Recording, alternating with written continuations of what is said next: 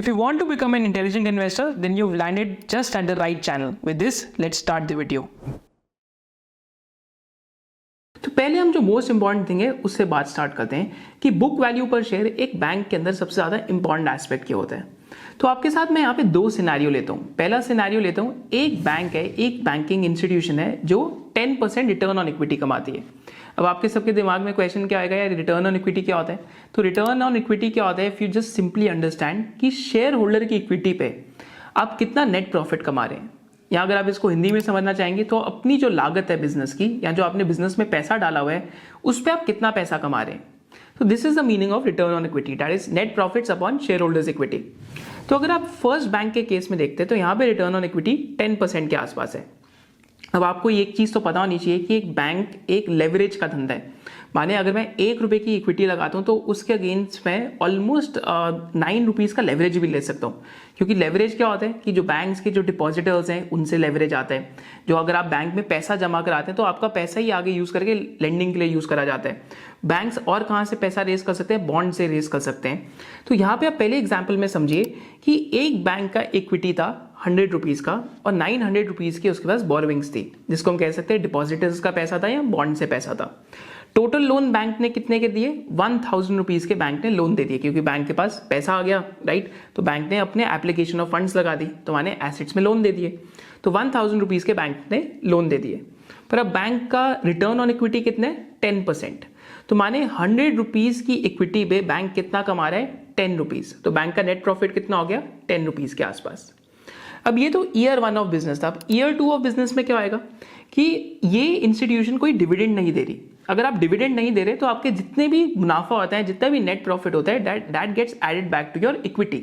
इसको हम retained earnings के कॉन्सेप्ट से अकाउंटिंग के अंदर जानते हैं। तो अगर आप रिटेन्ड अर्निंग्स के अंदर देखेंगे तो यहाँ पे क्या सिनेरियो होएगा कि इस बैंक की जो इक्विटी होगी, अब न्यू इक्विटी कितनी होगी? 110 रुपीज़ की। 110 क्यों? क्योंकि पिछले साल का भी 10 रुपीज़ का प्रॉफिट ऐड हुआ। वैसे अब बैंक के जो बोरोविंग्स और डिपॉजिट्स होंगे, क्योंकि बैंक ये 9x लेवरेज ले सकता है, तो यहाँ पे हम अज्यूम करते हैं कि 990 रुपीज़ के आसपास का अब इनका बैंक का जो बोरोविंग्स है और जो डिपॉजिट्स है वो हो गया। लोन बुक अब कितने की हो जाएगी? 1100 रुपीज़ की। तो आप समझ पा रहे हैं कि लास्ट ईयर लोन बुक 1000 की थी, इस साल 1100 की होगी, तो लगभग 10% से ग्रो करेगी। तो माने आप लोन बुक भी उसी स्पीड से ग्रो कर सकते हैं जितना आपका रिटर्न ऑन इक्विटी है।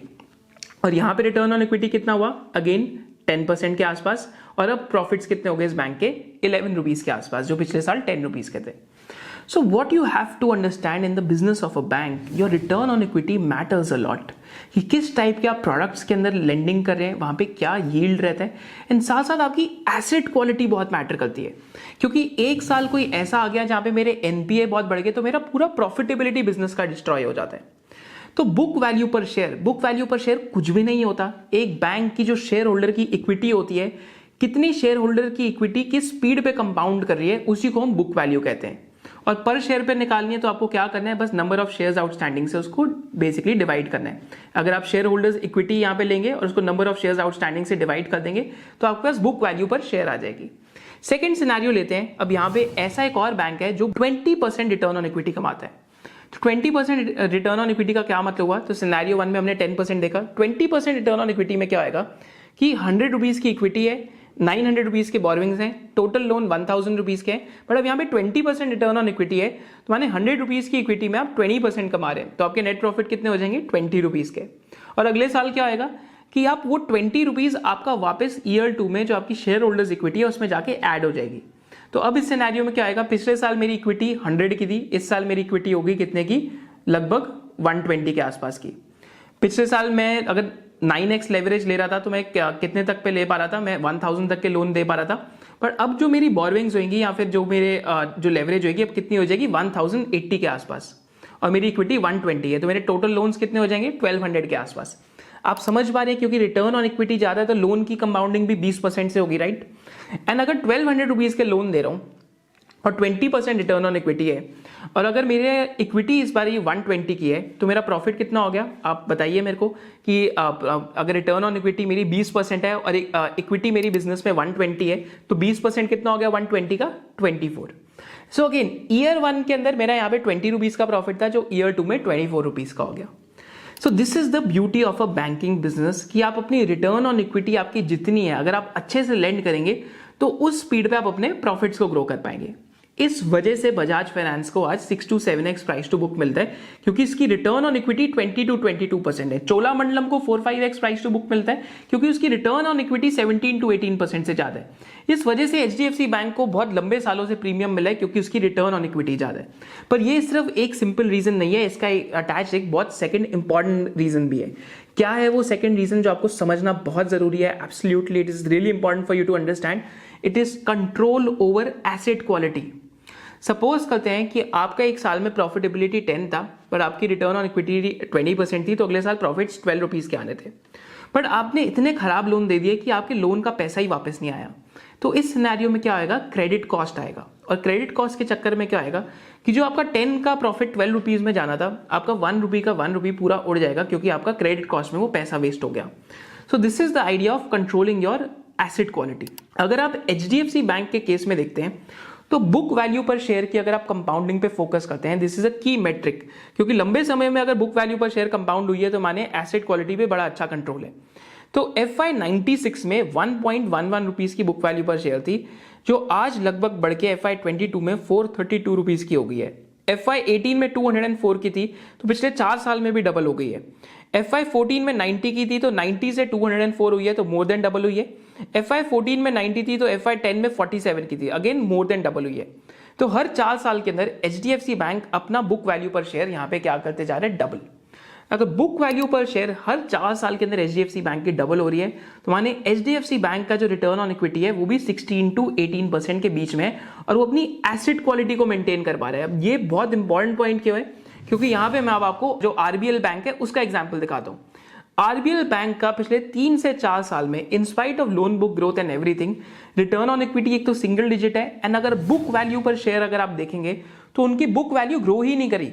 अगर आप यहाँ चेक करते हैं तो RBL बैंक की जो बुक वैल्यू है अगर आप चेक करते हैं तो 2020 में 10,565 करोड़ की थी, जो 9 मंथ एंडिंग FY 23 में 13,295 करोड़ की हुई है। तो माने लगभग सिर्फ 7-8% के रेट पे कंपाउंड करी है। इस वजह से RBL बैंक का जो स्टॉक प्राइस है इट हैजंट डन वेल। और रीजन क्या है कि अगर आप क्रेडिट कॉस्ट देखते हैं FY 21 और FY 22 में, तो FY 21 में 4% हो गया था और FY 22 में क्रेडिट कॉस्ट 5% हो गया था। माने ग्रॉस नॉन परफॉर्मिंग एसेट और खराब एसेट क्वालिटी बहुत ज्यादा आ गई थी, जिसकी वजह से जो मेरी शेयर होल्डर की लागत या नेटवर्थ थी वो उसमें हुआ इरोजन। आपको बुक वैल्यू फिर भी ज्यादा क्यों दिख रही है? क्योंकि इन्होंने इक्विटी रेज करा है। रिटर्न ऑन इक्विटी अगर आप HDFC बैंक की देखते हैं over a long period of time, you will find कि return on equity HDFC bank की FY 99 में तो 29% थी, बट कभी भी return on equity HDFC bank की पिछले 26 to 27 ईयर्स के लॉन्ग टर्म ट्रैक रिकॉर्ड में बिलो 15% नहीं गई। So this shows you an example कि why book value per share is the most important metric in banking, and क्यों हम price to book value banks को value करने के लिए यूज करते हैं। हम price to earnings क्यों नहीं करते, हम price to book value क्यों करते हैं? क्योंकि अगर आपकी book value कंपाउंड नहीं हो रही तो माने आपके एसेट क्वालिटी के अंदर इशू आ ही रहे। ये बहुत लोगों का कॉमन डाउट था बैंकिंग के अंदर कि बुक वैल्यू क्यों यूज करते हैं। अगर आपका ये डाउट सॉल्व हो गया, just drop a bulb on moment in the comment section below. So if you loved this video and you had a differentiated business insight, then do subscribe to this channel, and you can also follow our main channel of SOIC. Thank you so much for watching it. We believe that financial literacy is a fundamental right. So in this series of 7 classes for the next several years, what we are doing, हम आपको basics सिखा रहे हैं stock market के कि what are stock markets. इसके साथ साथ what we are doing is that we are teaching you the basics about fundamental analysis, and इसके साथ साथ finally what we are doing is about the basics of technical analysis. And the beauty of the entire thing is that the entire course is done in 7 classes. कि हमको basics of stock market, basics of fundamental analysis and basics of technical analysis, तीनों चीज़ें आपको 7 classes के अंदर समझ आ जाएंगी। And the best thing about it is that it is totally free of cost because we believe in adding more value versus the price that you pay. And इसके साथ साथ post completing the entire classes, you will also get a certificate. So see you inside the course.